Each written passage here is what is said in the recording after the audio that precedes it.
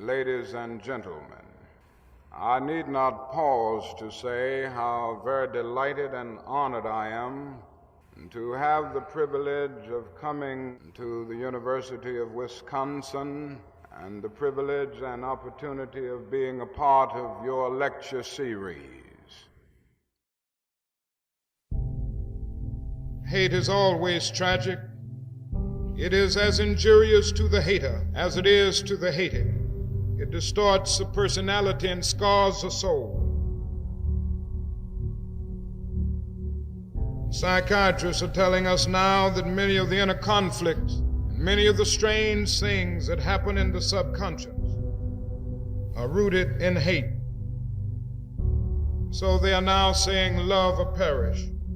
This is the beauty of nonviolence. It says that you can struggle without hating. You can fight without violence. We must never succumb to the temptation of using violence in the struggle, for if this happens, unborn generations will be the recipients of a long and desolate night of bitterness. And our chief legacy to the future will be an endless reign of meaningless chaos.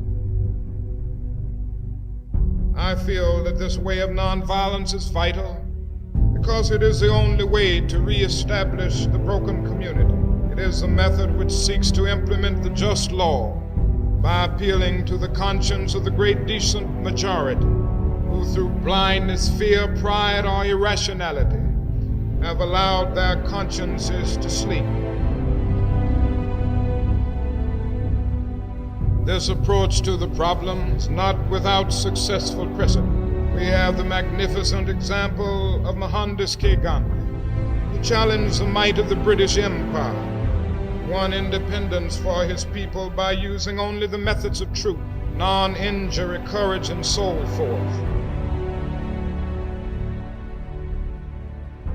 Today we have the noble example of thousands of Negro and white persons of goodwill who have non-violently challenged the principalities of segregation.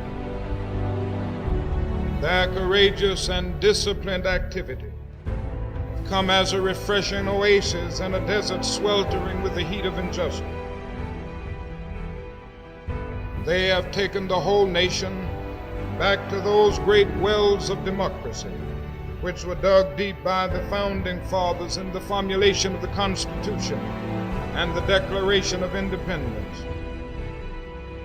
One day, all of America will be proud of that achievement. Nonviolent resistors can summarize their message in the following simple terms.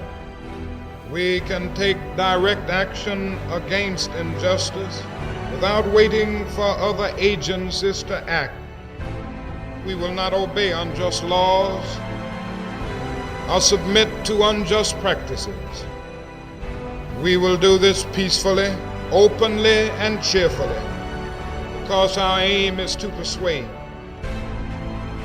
We adopt the means of nonviolence because our end is a community at peace with itself.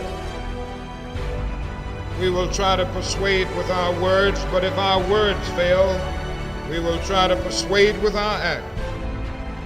We will always be willing to talk and seek fair compromise.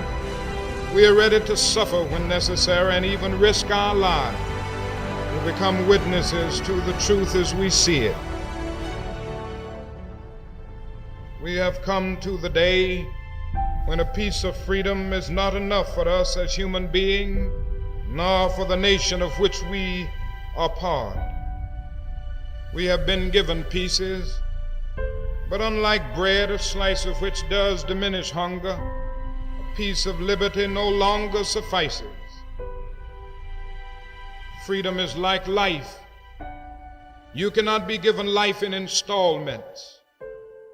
You cannot be given breath but not body, nor heart but no blood vessels.